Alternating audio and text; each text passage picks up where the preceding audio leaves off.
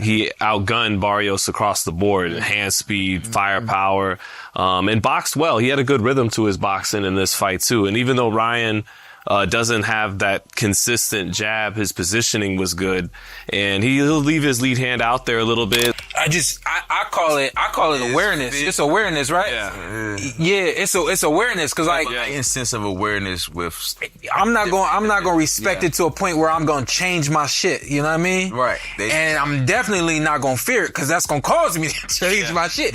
Shawn Porter says it straight. Ryan Garcia didn't just win. He exposed Mario Barrios, and Porter calls it brutal. Joining the conversation, Gary Russell Jr. believes Ryan Garcia's performance against Mario Barrios was even more impressive than his fight with Devin Haney. In his view, the Haney bout wasn't as remarkable, but against Barrios, Garcia showcased his skills perfectly, putting on a complete display. Shawn Porter agrees, highlighting Garcia's best moments, especially his lightning-fast hands and movement. From speed to precision, this fight proved why Garcia is one of boxing's most exciting rising stars. Yeah, I think this was his best. Yeah. He did beat Haney, but I thought they both looked like some shit in that fight. I thought Ryan, even though he won, he didn't look good in that fight. He looked wild. He looked a little reckless. His shit. He looked more put together last night. Yeah. He had one wild moment that I remember, but I don't think there was any more. But that one wild moment, he threw a damn hook and turned in a circle. Oh yeah, I ain't seen that. He did spin around. So I ain't seen that in a minute. I ain't seen that in a minute. But other than that, man, I thought he pitched a shutout, to be honest. Yeah, 12-0. I thought it was a 12-0 fight. Zattel, you got thoughts, man? You was right there with all of the writers. Like, I know y'all had some rumbling. Like, tell us about it. Ryan Garcia delivered a performance that not only surprised everyone, but has the entire boxing world talking. Accompanying Shawn Porter, boxing journalist Shawn Zittel also weighed in, noting that Garcia showed his best, with movements reminiscent of his fight against Gary Russell Jr. on the same card. While Zittel pointed out that Garcia's jab isn't always consistent, it was his precise timing and spacing that made this performance truly stand out. There's a talent gap.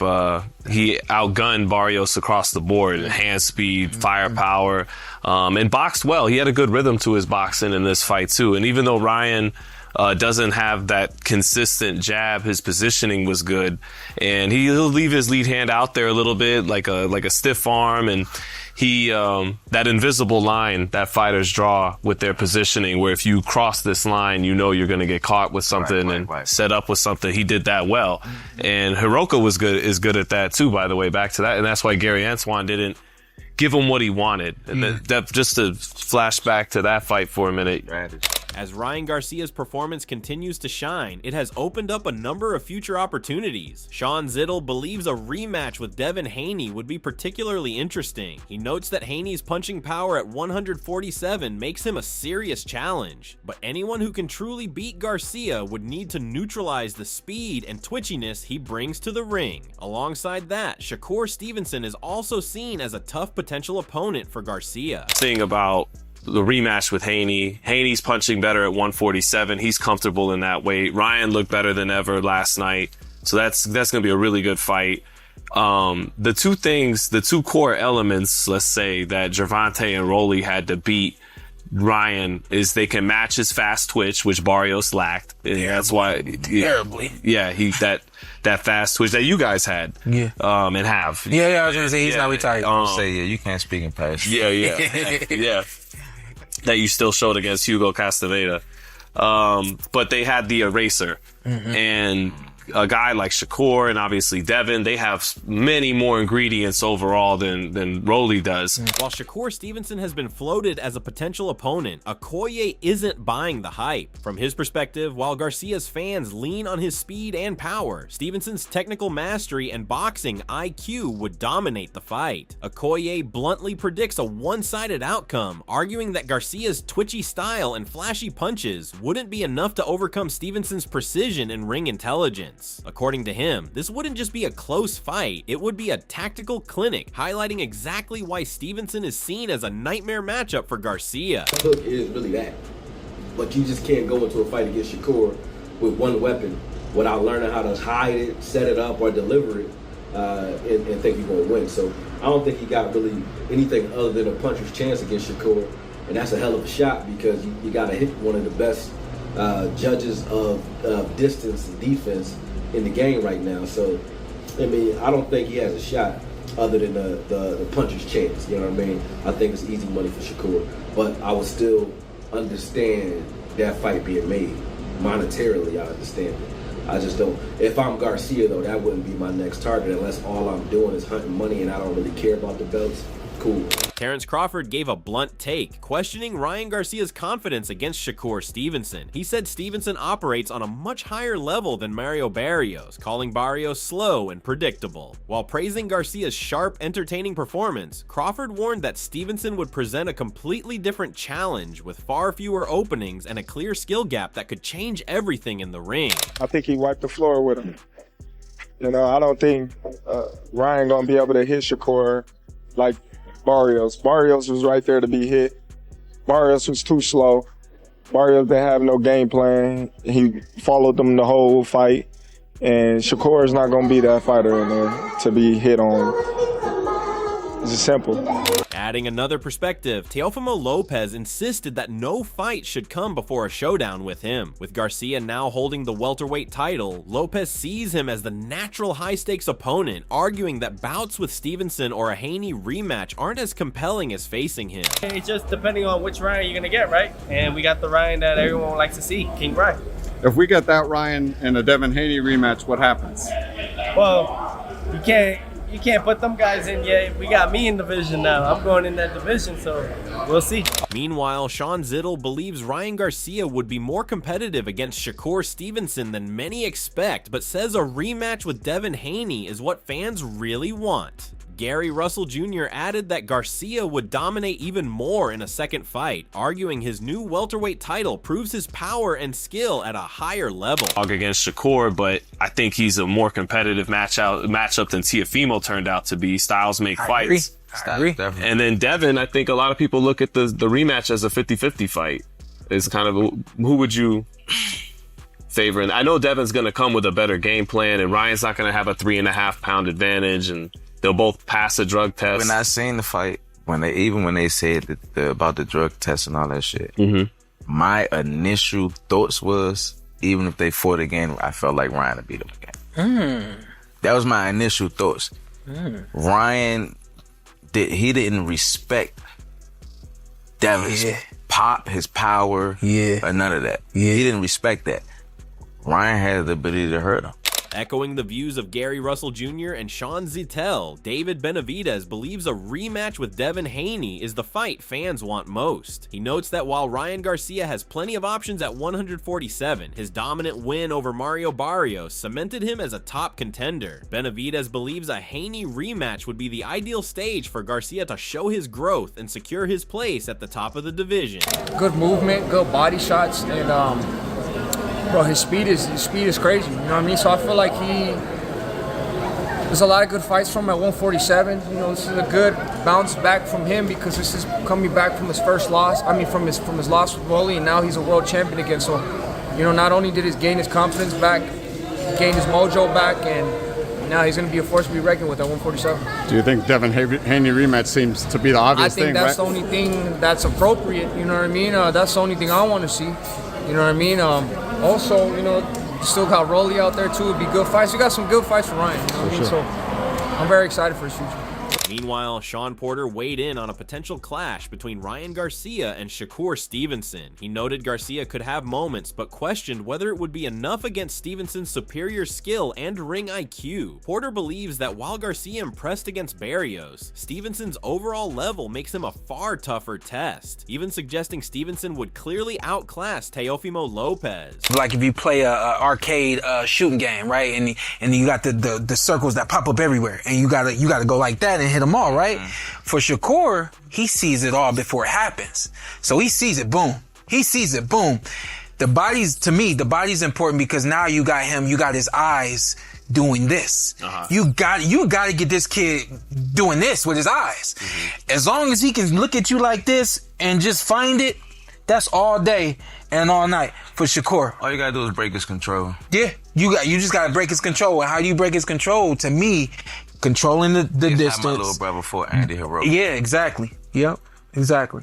Yep. So I think a great question is, which shutout was better? The Shakur Stevenson shutout over Teofimo Lopez or the Ryan Garcia shutout over Mario Barrios? Well, Ryan's was more spectacular because he dropped him and hurt him multiple times. But joining the debate, Rolly Romero emerged as another potential opponent for Ryan Garcia, and he didn't hold back. Romero labeled Garcia a fake tough guy, accusing him of ducking a fight and suggesting Garcia knows he wouldn't win. He also dismissed Garcia's bout with Mario Barrios, claiming it was tailored in Garcia's favor and that Barrios was too big for the division to make it truly competitive. Why didn't he call me out? You a little salty about that or what? No, it's obvious why you don't want to call me out, but I mean, why didn't he call me out? He tried to play big tough guy, but why didn't he call me out? Do you feel like you guys will ever get back in the ring together again? I don't know. I can't really tell you. I don't know. I know. He knows, everybody knows. What do you think, Mario Barrios? Do you just think, like, I think I heard you say that you felt like Mario was just tailor-made? Well, tailor-made, but also, I mean, dude, Barrios shouldn't be at that weight class. But Barrios way too big for that weight class, man. It's clear that, dude, Barrios hasn't been as energetic in that weight class anymore. While fans celebrate Ryan Garcia's rise, commentator Johnny Ortiz has cooled the hype. He called Mario Barrios the weakest champ, saying Garcia's win was expected and not a true test. Ortiz argues Garcia must face a proven high-level opponent to genuinely prove his skill and power beyond predictable matchups. You can't get too amped on it because I've been telling people that Mario Barrios is like the most, how can you say, privileged B-side fighter of this era, where he's able to get on the B-side. Louis de Cubas and all them, they knew what they were doing with Barrios. They put him in the B-side against a lot of big name fighters, and he's just there, basically was there a stepping stone to all these fighters. Luckily fought a washed up you guys, got a title, and then they didn't they held him away from the other champions. He ended up getting a draw with Ramos. Manny Pacquiao really beat him. So I ain't gonna be like too anticipated, like, oh my God, Ryan's back. He looks great, this and that. You look great, but Mario Barrios was sitting there in front of you, he was a punching bag for Ryan Garcia. Meanwhile, Shakur Stevenson raised concerns about Ryan Garcia, questioning whether proper VADA testing was conducted for his recent bouts. He said the scrutiny isn't just about Garcia's win over Mario Barrios, but also his performance against Rolando Romero. While accepting the challenge, Stevenson made it clear that any fight would strictly follow VADA protocols, requiring full compliance to ensure fair conditions.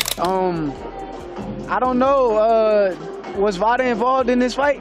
Is that how good he looked? Is that how good he looked? At the end of the day, I seen him with Rolly. He didn't look like that. So my question is, was VADA involved in the fight? Okay. Yes. Yeah, that's good to hear. That's very good to hear. If he's fighting me next, I'm all for the challenge, but VADA will be involved. This concern was echoed by boxer Bernie, who said the focus now is on VADA testing reports. He noted that Ryan Garcia's past allegations involving Devin Haney still linger even after Garcia's dominant win over Mario Barrios. However, it's been highlighted that Garcia and his team were properly VADA tested for the Barrios fight, and reviews of the Haney bout also showed he was clean. After the loss, Haney requested additional comprehensive testing for Garcia.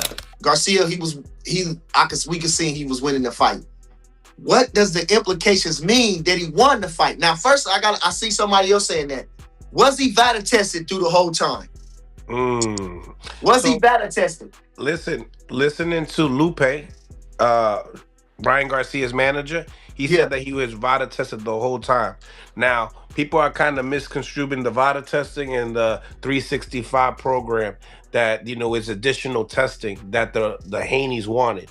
You know what I mean? Because they don't know if, people are, water loading and, kind of like getting the shit out of their system type of deal. So they want additional testing. But he was VADA tested the whole fight. Meanwhile, Bernie stressed that proper VADA testing should leave no doubt about Ryan Garcia's integrity. He praised Garcia's comeback and dominant win over Mario Barrios, noting the fight seemed tailored in his favor. Despite that, Garcia's skill and determination shone through, making his performance a strong statement in his career. Played for Ryan Garcia, and he pulled through, so shout out to Ryan Garcia. If he was VADA tested and and he was clean. Can't take nothing away from him. He won. He's a world champion now. He's lived up to his potential somewhat. You know, he can be a champion forever. There's no taking it back now. He's at least achieved the world championship. And so shout out to him. You know, shout out to him to come back, because even at the same time, he did the cheating or whatever, the Osterang, faced all the backlash, faced the scrutiny from everywhere, and everything that goes along with that. Coming back, losing the fight to Rolly, you know, who's perceived as, you know, not that worthy, but, you know, a good fighter too. Shout out to Rolly.